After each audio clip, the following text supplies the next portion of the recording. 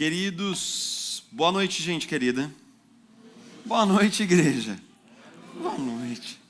Queridos, nós estamos encerrando hoje uma série de reflexões no mês de novembro, falando sobre a busca pelo descanso. Afinal de contas, a gente vive num momento tão cansado, esse é um momento bem cansado do nosso ano também.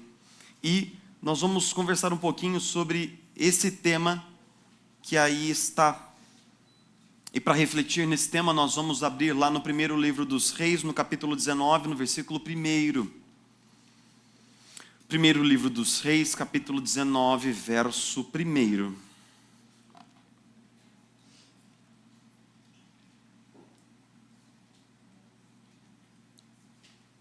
Abra lá comigo. Se você estiver usando uma Bíblia física, que assim como eu, uma old school como eu, ou se você estiver usando uma Bíblia digital, a Bíblia elétrica, como eu gosto de falar, abra lá comigo. Nós vamos ler do primeiro versículo, nós vamos ler até o versículo 9, mas esse capítulo todo, ele é um bloco textual só. Então eu vou fazer com você um combinado hoje aqui à noite. Você vai chegar em casa para ler o restante dos versículos, para ver depois a conversa que Deus tem com Elias. Mas por hora nós vamos nos concentrar na leitura dos versículos de 1 a 9, quando a Escritura diz o seguinte: Ora, Acabe contou a Jezabel tudo o que Elias tinha feito, e como havia matado todos aqueles profetas à espada. Por isso Jezabel mandou um mensageiro a Elias para dizer-lhe: que os deuses me castiguem com todo rigor, se amanhã nesta hora eu não fizer com a sua vida o que você fez com a deles. Elias teve medo e fugiu para salvar a vida. Em Berseba de Judá ele deixou o seu servo e entrou no deserto, caminhando um dia. Chegou a um pé de giesta, sentou-se debaixo dele e orou pedindo a morte. Já tive bastante, Senhor, tira minha vida, não sou melhor do que os meus antepassados. Depois se deitou debaixo da árvore e dormiu. De repente um anjo tocou nele e disse: levante-se e coma. Elias olhou ao redor e ali junto à sua cabeça havia um pão assado sobre brasas quentes e um jarro de água. Ele comeu, bebeu e deitou-se de novo.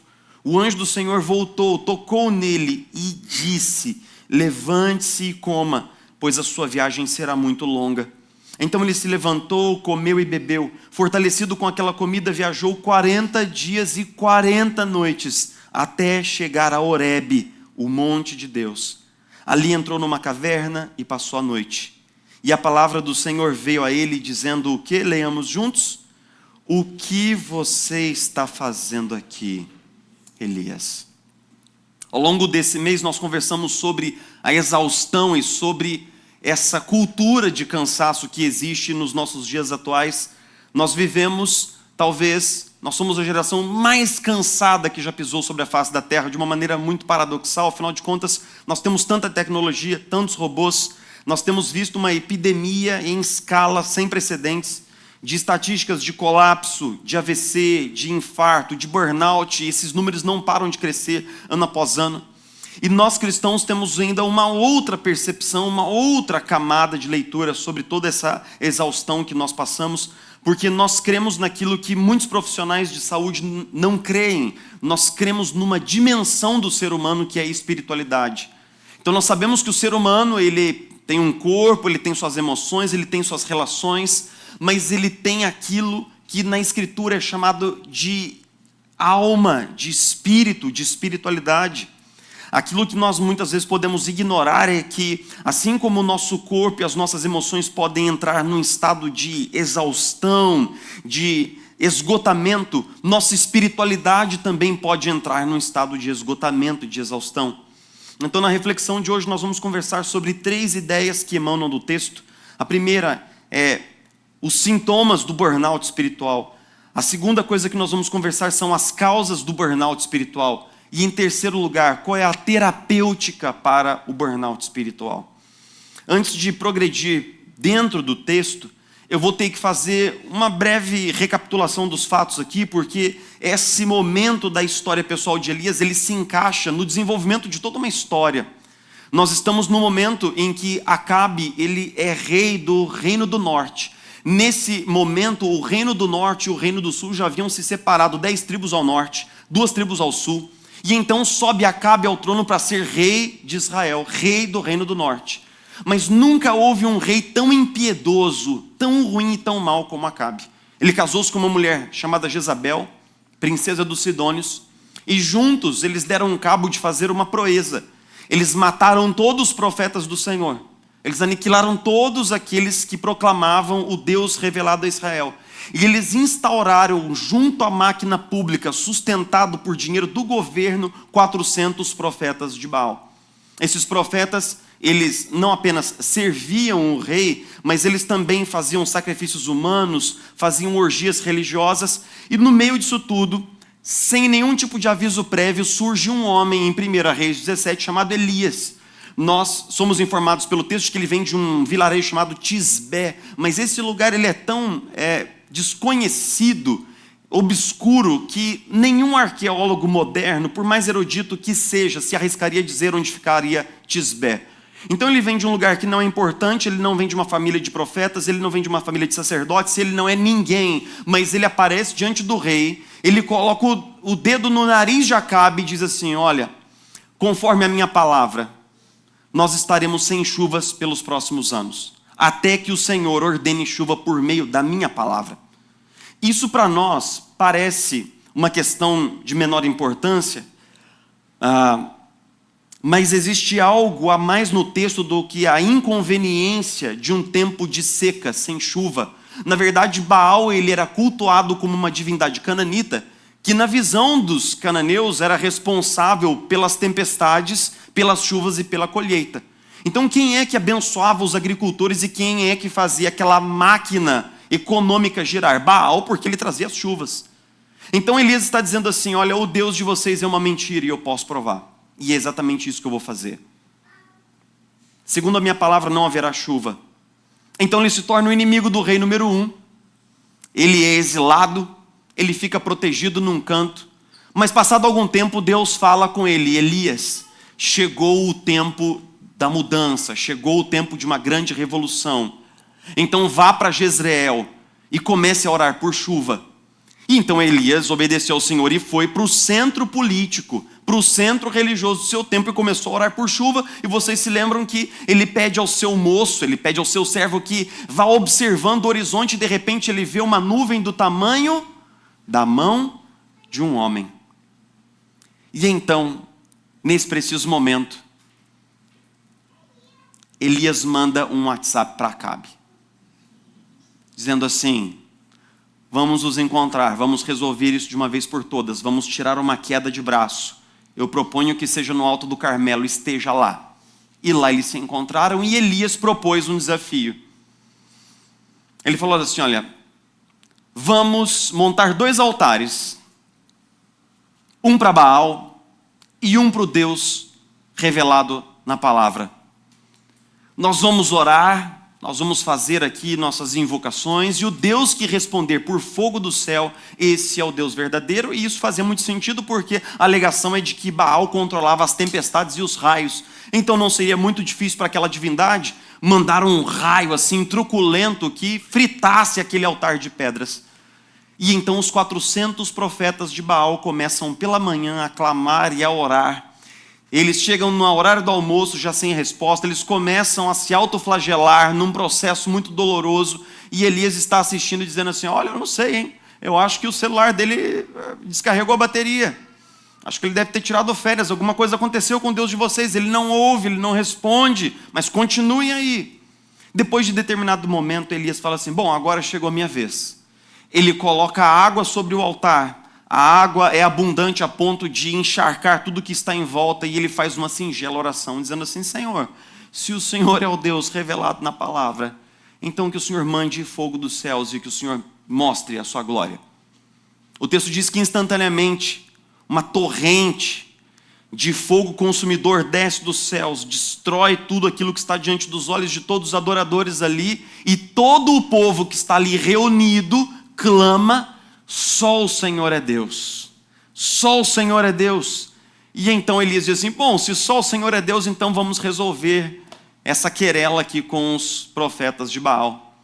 Ele desce com os profetas e mata todos, um a um, na beira de um riacho. Todos mortos pelas mãos de um só homem. Aí você fala assim, você está lendo o texto, você fala, caramba, eu acho que debaixo da túnica de Elias devia ter uma capa. Não é possível, ninguém é capaz de parar esse cara.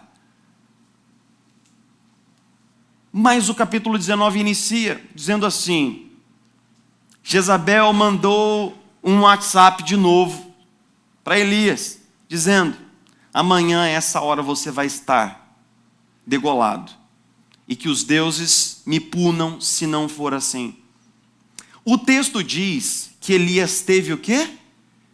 Medo.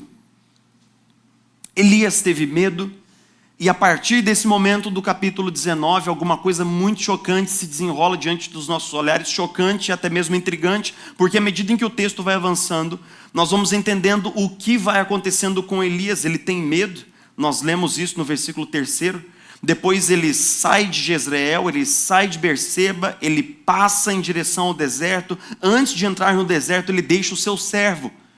Deixar o servo, Elias tem um servo não porque ele é um homem rico, não porque ele tem dinheiro para contratar e para pagar um empregado ou um escravo, mas ele tem servo porque, na verdade, aquele é um aprendiz de profeta. É quando ele deixa o seu aprendiz de profeta para trás, é como se ele estivesse abandonando ou abrindo mão do seu próprio ministério profético. Ele está dizendo, eu não quero mais isso para mim, eu estou indo embora. E ele de fato vai embora, ele sai do centro das reformas políticas e religiosas, ele abandona o seu servo, ele ingressa no deserto, que é lugar da morada dos demônios, lugar solitário, lugar de morte, e chegando no deserto, ele de fato concretiza suas aspirações, pedindo que Deus lhe tire a vida. Ele pede, Senhor, para mim chega, eu não aguento mais, eu quero a morte. E é exatamente nesse momento aqui que muitos de nós empatizamos com Elias, porque talvez você já tenha passado por tempos tão difíceis na vida, em que você não tenha tido a coragem de pensar sobre tirar a própria vida, mas talvez momentos tão duros, em que você tenha chegado a pensar assim, ou a enamorar-se da ideia de que a morte pode ser uma boa saída. De que morrer pode ser uma saída até honrosa para os muitos problemas e para os dilemas não resolvidos, tanto dentro de nós quanto ao nosso redor. E então Elias dorme pedindo a morte sozinho no deserto. Elias havia chegado a essa condição de exaustão espiritual. Ele havia exaurido completamente toda a sua resiliência espiritual. O Dr. Martin Lloyd-Jones é um dos maiores pregadores reformados de todos os tempos, e antes de ser ministro em Londres, ele foi médico. Ele abandonou a medicina, a vocação médica, para abraçar de forma integral a sua vocação como um grande pregador e como um grande pastor das almas. E Martin Lloyd-Jones, ele escreveu um livro muito perspicaz. Esse livro veio a público em 1965 e o título é Depressão Espiritual. Quando você lê o livro, você e eu conseguimos entender sobre o que é que Martin Lloyd-Jones quer se referir com o título, Depressão Espiritual. Lloyd-Jones, que era um médico, ele reconhecia que um dos grandes males do nosso tempo seria a depressão. Mas como médico e como teólogo, ele entende que existe algum tipo de depressão cujo fundo não é propriamente físico, ou mesmo psíquico. Martin Lloyd-Jones diz que existem processos depressores que iniciam na alma e no espírito, iniciam na espiritualidade, iniciam num processo de burnout espiritual.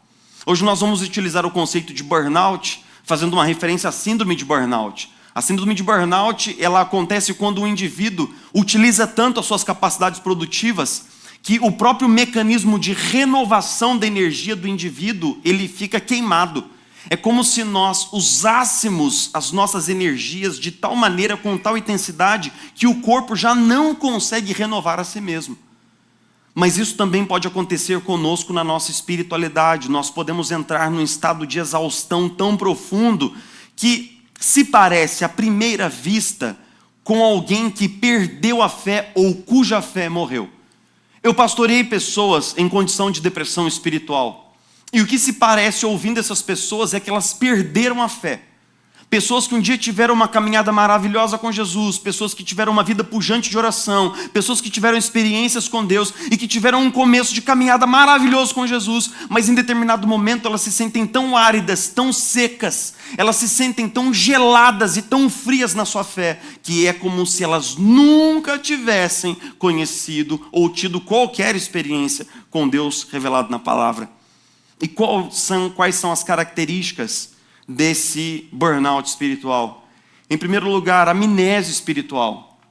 É como se a pessoa ela não se lembrasse de tudo que Deus já fez por ela, de todas as experiências que ela teve com Deus. Esse sentimento de estar perdido, de estar à deriva, de não reconhecer ou não entender, não discernir os propósitos que Deus tem para a sua vida, a sua vocação. O sentimento de frustração, esse sentimento de ter caminhado, de ter se esforçado e que, a despeito de todo esforço, as coisas não deram certo, as coisas deram errado. Essa sensação de injustiça que muitas vezes nos abate. Ainda mais quando nós vemos assim que fulano de tal fez tantas coisas erradas e parece que ele colheu bem. E nós que plantamos o bem, fizemos o bem, nós colhemos o mal. Não apenas o sentimento de injustiça, mas a sensação de impotência, quando nós sentimos que não temos solução, que não temos respostas, que não sabemos o que fazer. E então, no estágio mais final, a perda da esperança, a perda da perspectiva do que Deus pode fazer. É como se nós tivéssemos uma cegueira, uma perda completa de perspectiva em relação àquilo que Deus pode fazer no nosso casamento, na nossa família, na nossa história pessoal. A perda da confiança em Deus, a desistência. E numa fase última, a perda da fé. Resumindo, o burnout espiritual é esse momento no qual parece que a nossa vida espiritual, ela que um dia esteve em pé, intacta, ela ruiu completamente. Eu já falei isso algumas vezes aqui no culto. Quando eu estou viajando com a Isabela, a gente passa por um lugar assim, onde da estrada nós vemos uma casa em ruínas, ou uma fazenda em ruínas. Isso me suscita sentimentos muito ambíguos. Porque quando eu olho aquela casa assim, com um resto de paredes, o telhado todo caído, portas roídas pelo tempo, eu penso comigo, cara, uma família já morou ali. Aquele lugar já foi um lugar, aquelas paredes já ouviram risadas, aquelas paredes já ouviram declarações de amor. Debaixo daquele telhado, pessoas se abraçaram, pessoas comeram juntas. Mas alguma coisa aconteceu, pessoas morreram, sonhos foram abandonados, a casa foi abandonada, e como um símbolo desse abandono, dessa desistência, vem a ruína.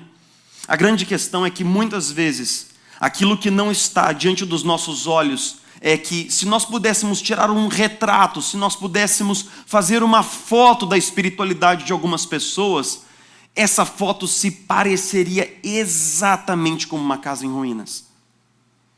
Essa pessoa que um dia creu, que orou, que teve expectativas, ela já não ora mais. Ela não crê mais. Ela não tem expectativas. Há muitos anos ela não tem uma experiência profunda com Deus. Há muitos anos ela não ouve Deus falar ao seu coração. Há muitos anos ela não tem um tempo íntimo com a palavra de Deus. Há muitos anos. E é engraçado que essas pessoas não necessariamente saem da igreja, elas continuam vindo. Elas substituem aquela espiritualidade viva e pujante por um tipo de espiritualidade mecânica e repetitiva que nós muitas vezes chamamos de religiosidade. Essas pessoas continuam ouvindo falar sobre Deus, continuam afirmando a sua fé, mas fica claro, depois de algum tempo e de uma aproximação pastoral, que alguma coisa ali na essência foi perdida. Alguma coisa ali no coração daquela jornada de fé foi perdida. Quais são as causas do burnout espiritual? A grande pergunta desse texto é: o que aconteceu com Elias? Porque veja bem, a maioria dos pregadores diz assim, bom, a explicação de por que tudo isso aconteceu está no versículo 3. Porque no versículo 3 diz que Elias teve o quê? Medo.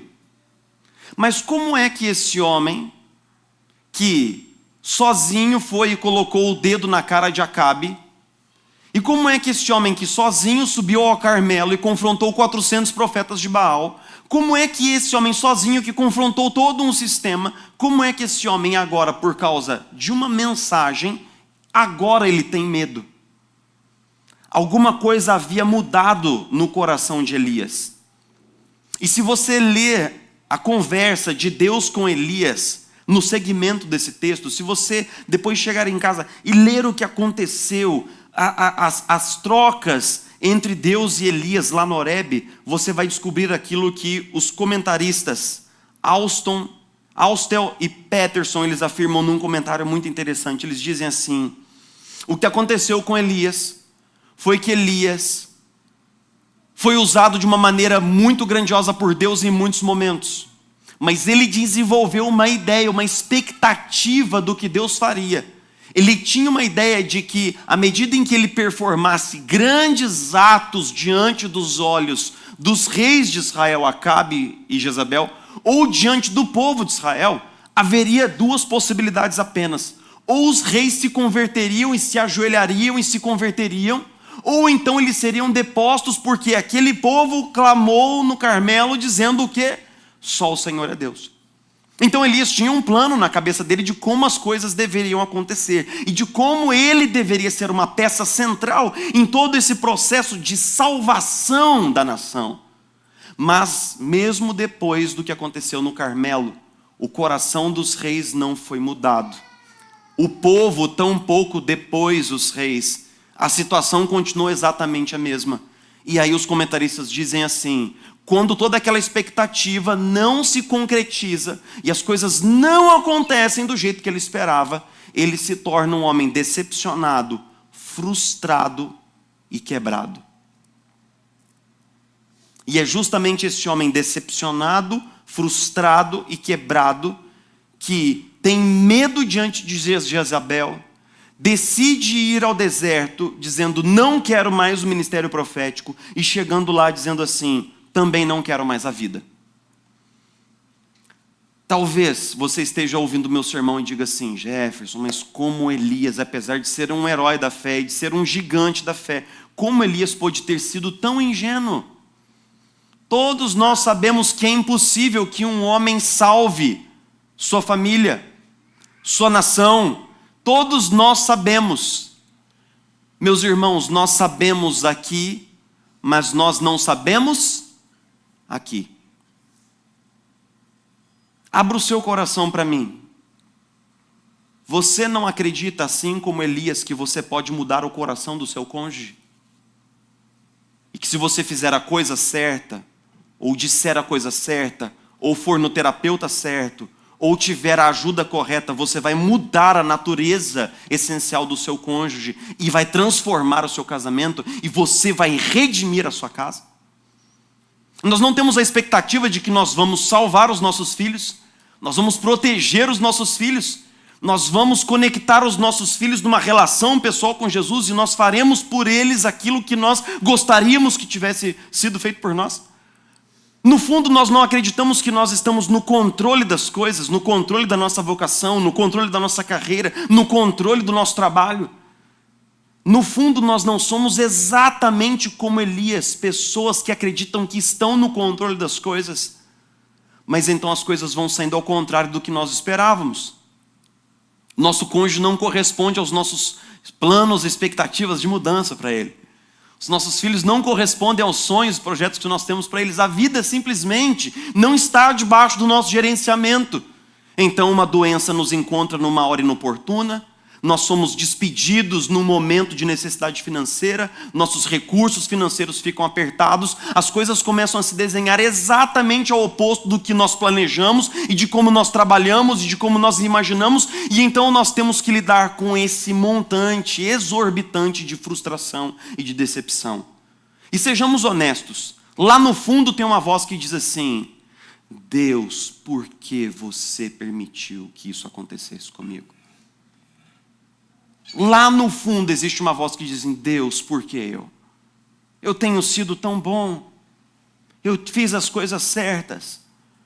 Nós fazemos uma oração mais ou menos como Elias, quando ele chega diante de Deus no Horebe e fala assim: Senhor, eu tenho sido o único que não beijou os pés de Baal até agora, mas eu estou sozinho. Do tipo assim: Deus, eu fiz tudo certo, mas você falhou comigo.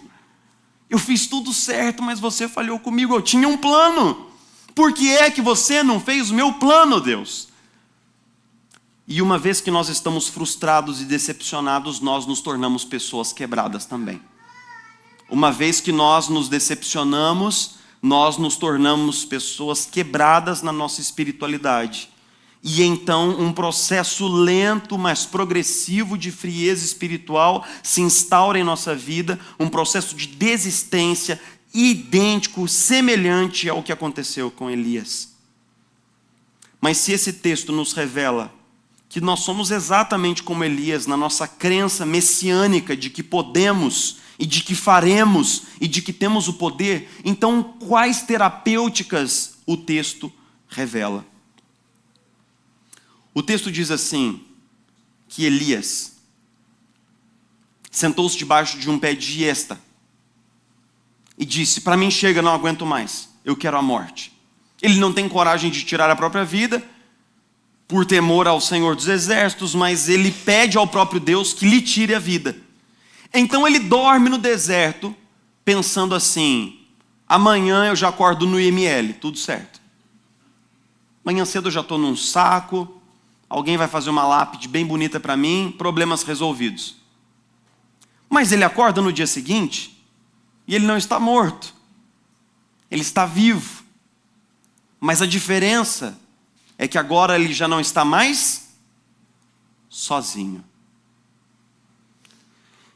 Existe uma presença no deserto que alcança Elias.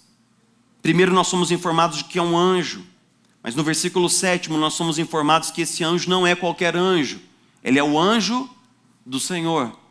Essa expressão, o anjo do Senhor, aparece 48 vezes no Antigo Testamento.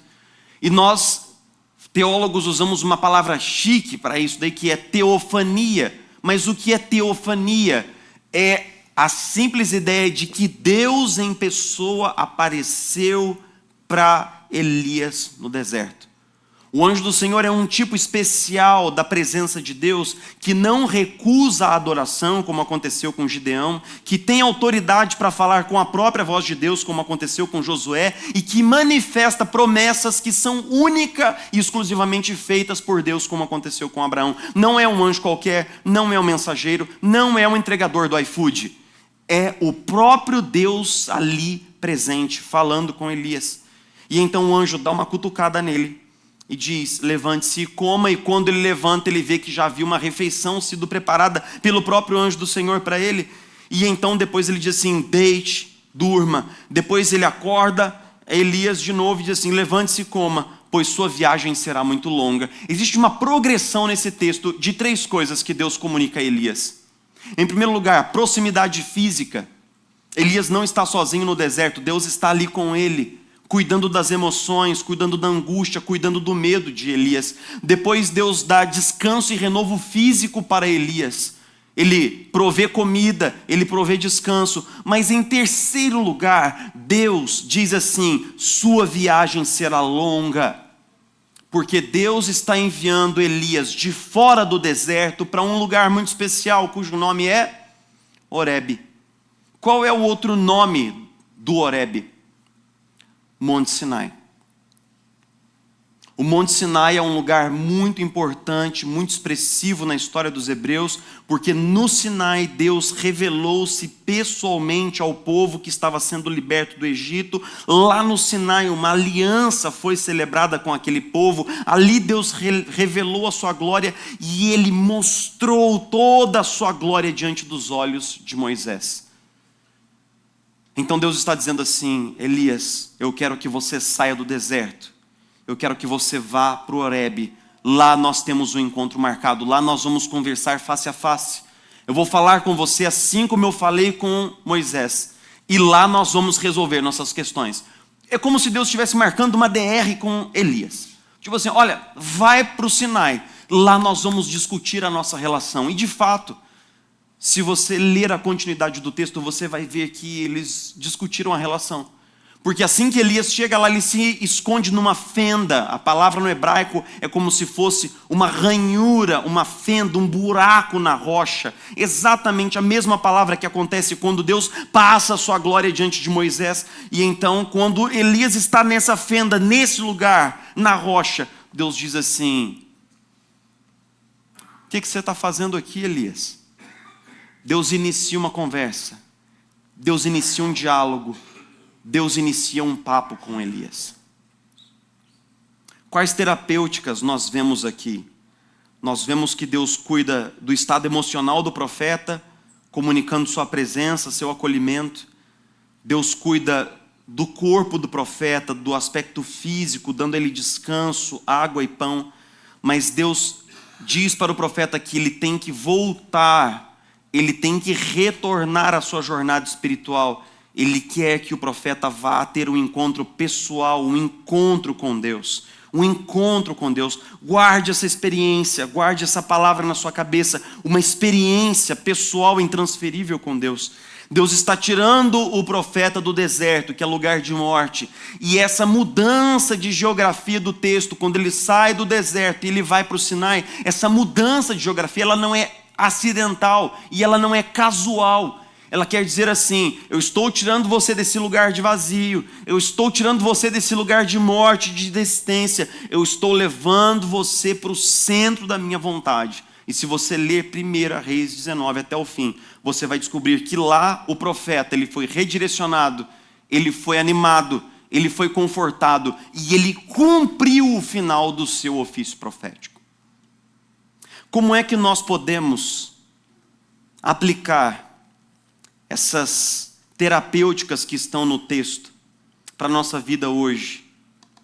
E eu quero encerrar com você, pensando um pouco sobre isso. Que práticas nós podemos extrair? E eu quero encerrar falando sobre 4 pilares. A primeira coisa que eu quero que você pense comigo é o seguinte: o primeiro pilar chama-se diagnóstico. Porque muitas vezes nós não queremos pensar sobre o estado atual da nossa espiritualidade. Porque se nós pensarmos, nós vamos chegar a algum tipo de conclusão. Pense comigo que eu pastoreei ao longo da minha vida muitos alcoólicos e muitos viciados em substâncias muito piores, como crack e cocaína. E essas terapêuticas, elas nunca funcionam antes que aquele que está sendo ajudado diga uma palavra, que é: eu admito, eu sou um alcoólatra. Enquanto não existe admissão, qualquer ajuda que seja oferecida não tem efeito profundo. Porque você está oferecendo ajuda para uma pessoa que, em primeiro lugar, não acredita que precisa exatamente do quê? De ajuda. Então, enquanto não existe admissão, nenhum outro passo do processo é iniciado. O que eu queria que você pensasse aqui comigo essa noite? Muitos de nós não queremos admitir, de jeito nenhum, que a nossa caminhada com Jesus hoje é uma mera sombra e uma caricatura triste do que nós já experimentamos com Deus em dias passados. Nós não queremos admitir que nós começamos bem, mas que agora nós estamos frios, gélidos na nossa relação com Jesus. Nós não queremos admitir que há muito tempo que eu não ouço Deus falar comigo, que eu não tenho uma experiência profunda com Deus, que eu não choro aos pés do Senhor. Eu não quero admitir isso. Porque nós somos teimosos, nós somos cabeça dura, nós somos pecadores, o nosso coração é endurecido. E nós não queremos admitir, porque nós sabemos que se admitirmos, nós teremos que aceitar alguma ajuda. E o nosso orgulho não permitirá que isso aconteça sem que ele sangre. Meus irmãos, nenhuma ajuda será dada àquele que não precisa de ajuda. Jesus diz assim: eu não vim para aqueles que estão sãos, eu vim para aqueles que estão doentes. Porque supostamente o médico, ele atende as pessoas que vão até ele, mas ir até o médico significa dizer: eu estou doente, eu tenho um problema, eu preciso de ajuda. E esse é o primeiro ponto. Meus irmãos, avalie a sua caminhada com Deus hoje no final desse sermão, em nome de Jesus. Não saia daqui olhando para mim com uma cara de paisagem, não. Pense como tem sido a sua caminhada. Pense como tem sido a sua jornada na fé. Você tem caminhado tão firme com Deus como foi no começo? Você tem mantido os seus compromissos, você tem combatido o pecado, você tem experimentado mudança de vida, você tem experimentado mudança de caráter, ou você está parado na jornada da fé há anos e anos e anos, do mesmo jeito, vivendo as mesmas coisas, caindo nos mesmos erros, repetindo as mesmas ladainhas. Meus irmãos, vamos cortar a ladainha, meus irmãos. Não é possível que nós vamos entrar em 2024 dando as mesmas desculpas, usando as mesmas justificativas. Não é possível que nós vamos ingressar em mais um ano falando, talvez nesse ano, talvez eu tenha uma mudança de vida. Nós precisamos deixar as desculpas de lado, nós precisamos de comprometimento firme com Jesus. E isso começa com admissão. Em segundo lugar, nós precisamos cuidar melhor do nosso corpo. Nossa espiritualidade nunca será pujante se nós estivermos tão estafados e tão exaustos como nós estamos. Se quando eu vou orar, eu fecho os olhos 2 minutos e eu só digo amém no dia seguinte, que tipo de vida de oração nós teremos? Se quando eu leio a Bíblia eu começo a bocejar e eu fico cansado e os olhos marejados, eu não consigo pensar sobre o texto, ler o texto, amar o texto, pegar o texto, comer o texto, como a nossa espiritualidade desenvolverá se nós estamos completamente exaustos? Nós precisamos cuidar do corpo, nós precisamos cuidar das emoções, esse é o terceiro pilar. Deus nos criou com emoções, Deus nos deu a comunidade. Quando nós estamos entristecidos, quando nós estamos frustrados, quando nós estamos decepcionados, nós precisamos encontrar um lugar seguro onde nós possamos falar do que nós estamos sentindo. E é por isso que nós oferecemos atendimento pastoral abundante aqui na igreja. Meus irmãos, nós temos 4 pastores. 4 pastores. Nós somos uma igreja de 100 pessoas. Nós temos em média um pastor para cada 25 pessoas da nossa igreja. Eu duvido que se você quiser, não haverá pastor suficiente para conversar com você ou para ouvi-lo. Mas nós muitas vezes estamos lacrados, estamos trancafiados dentro dos nossos muros, não queremos falar do que pensamos ou do que sentimos, e por isso os nossos sentimentos continuam adoecidos e continuam angustiados. E por fim, buscar o renovo espiritual. Dr. Richard Lovelace, professor emérito do seminário de Gordon Conwell, escreveu um livro editado, um dos clássicos contemporâneos sobre espiritualidade, chamado Dinâmicas da Vida Espiritual. É um livro que o Tim Keller recomenda muito em todas as vezes que ele fala sobre renovação espiritual, então eu comprei o livro, porque eu falei, olha, esse livro, ele deve ter alguma coisa muito chocante, muito nova e muito inédita sobre renovação espiritual, eu preciso ler esse livro. Então eu comprei o livro. O livro chegou na minha casa, chegou bem no horário que a minha esposa não estava lá, graças a Deus, para ela não descobrir que eu comprei mais um livro. E quando ela perguntou, eu disse que era um livro que eu já tinha há muitos anos, eu simplesmente coloquei ele numa pilha com vários livros velhos para ela não desconfiar. E então comecei a ler o livro.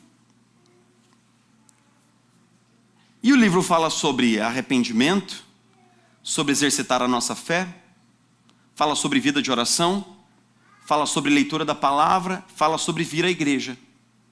Eu terminei o livro e fiquei com uma impressão esquisita de que esse livro fala coisas que eu já sabia.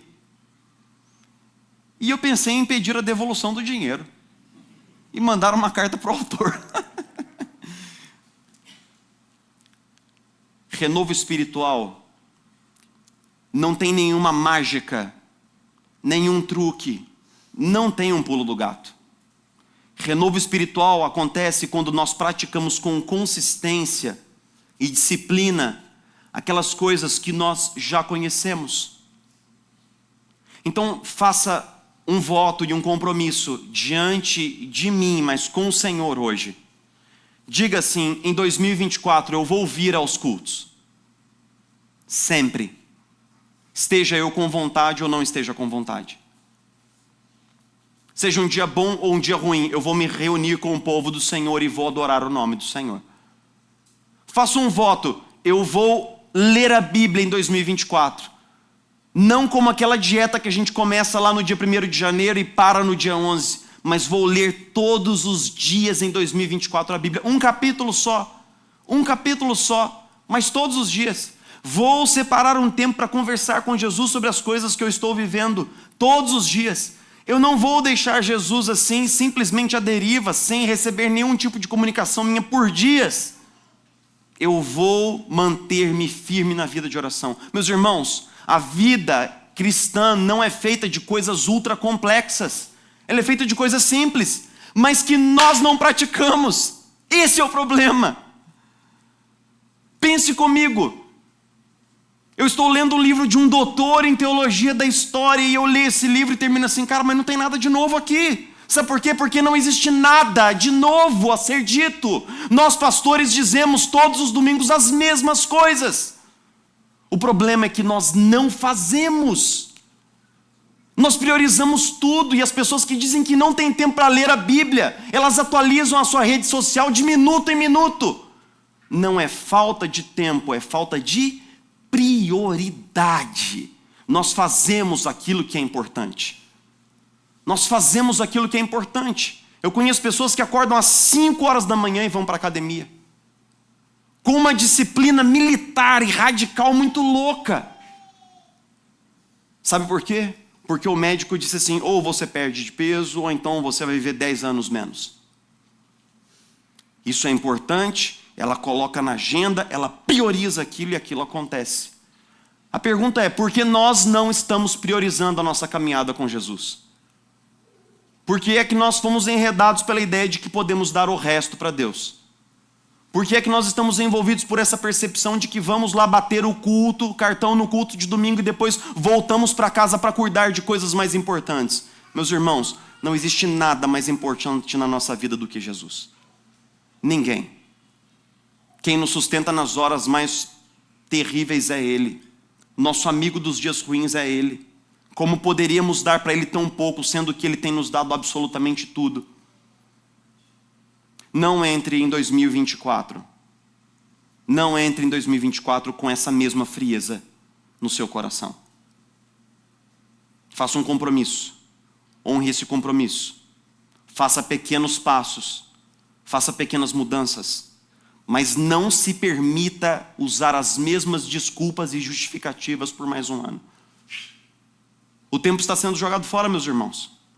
Se você não percebe, nós estamos sendo acuados de todos os lados.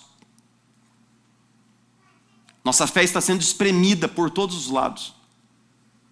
Se nós como igreja não reagirmos agora e com força do Espírito, em 2 gerações nós seremos uma terra pós-cristã como hoje a Europa é. O bastão está na nossa mão e ele está caindo. O bastão está na nossa mão e ele está caindo. Nós precisamos de mudança. Nós precisamos de conversão. Muitos séculos depois de Elias, um outro homem foi levado ao deserto. Esse homem passou 40 dias em jejum no deserto.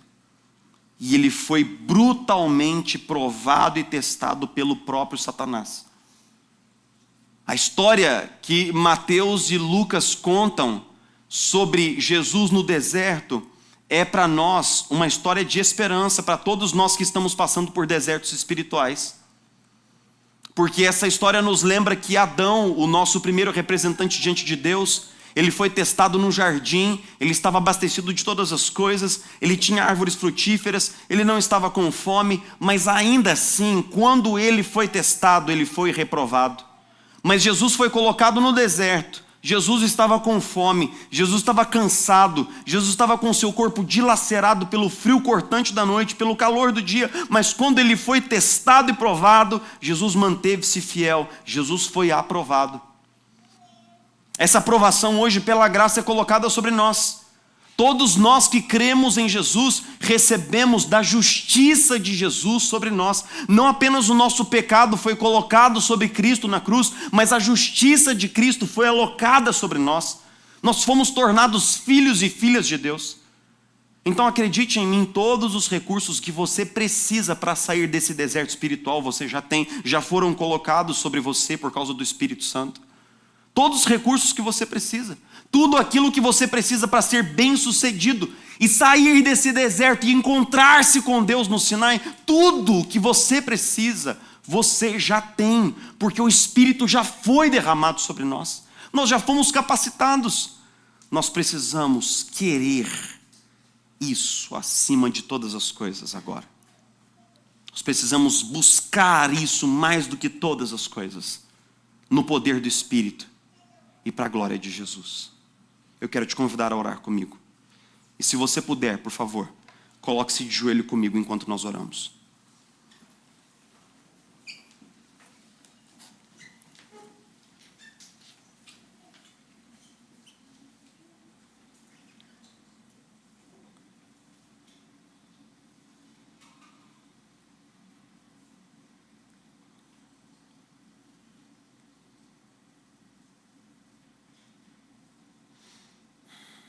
Senhor, nós estamos aqui no final dessa série de reflexões.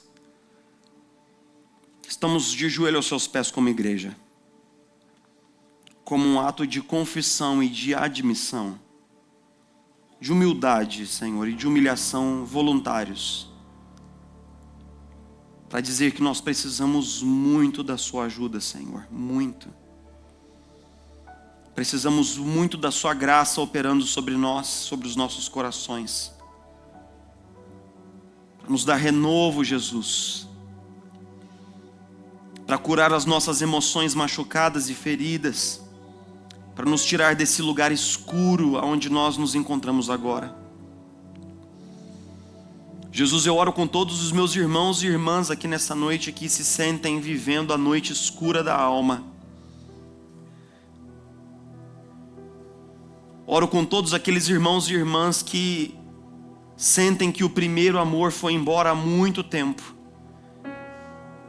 E que no lugar daqueles momentos maravilhosos com Jesus, nós sentimos uma vacuidade, uma aridez, uma frieza tremenda lá no fundo do nosso coração.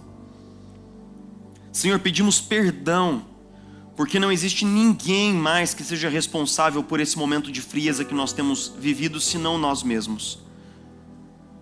Nossas escolhas, nossas omissões, nossos pecados nos trouxeram até aqui. Nossa expectativa de que o Senhor faria do nosso jeito, ao nosso tempo, nossa insistência de controlar o Senhor com nossas orações ou com nossa obediência. Mas nós estamos arrependidos, Senhor. Nós ouvimos a sua voz, lembra-te de onde caíste, arrepende-te e volta à prática das primeiras obras. Senhor, nós estamos aqui manifestando o nosso arrependimento público, comunitário e coletivo, pedindo, Senhor, nos alcança nessa noite em nome de Jesus. Tem piedade da nossa alma, Senhor. Nós não temos força, Senhor, para resistir ao pecado. Nós não temos forças para mudar aquelas atitudes em nós que nós gostaríamos de ver mudança, para o bem do nosso casamento, para o bem da nossa família. Nós não temos. Nós estamos pedindo ajuda nessa noite, Jesus. Ajuda, socorro, socorro. Assim como o Senhor veio, Senhor, em socorro de Elias naquele deserto, nos alcança no nosso deserto. Nos renova, nos anima, nos dá nova fé, nos dá novo vigor, e nos mostra que nós não estamos sozinhos onde nós estamos. Ó Espírito Santo, vem comunicar a sua presença doce, para que nós não apenas saibamos, mas sintamos sua doce presença conosco ao longo do caminho. Obrigado, Jesus, obrigado, obrigado. Nós já somos capazes de sentir o nosso fardo aliviado, nosso medo apacentado. Já somos capazes de sentir tua presença nos envolvendo e nos encorajando mais uma vez. Obrigado, Jesus, porque embora nós tenhamos desistido de nós mesmos, o Senhor nunca desiste de nós. Porque o Senhor nos ama a tal ponto de enviar o seu Filho para morrer na cruz em nosso lugar. Então, se o Senhor nos deu o seu Filho, não nos dará com Ele juntamente todas as coisas? Obrigado, Pai. Teu amor é maravilhoso. Nos sustenta, nos coloca de pé de novo. E que nessa nova jornada nós possamos te amar mais do que antes. Nós possamos te conhecer mais do que antes. E nós possamos experimentar e viver coisas maravilhosas contigo. Nós oramos pedindo a tua graça, em nome de Jesus. Amém.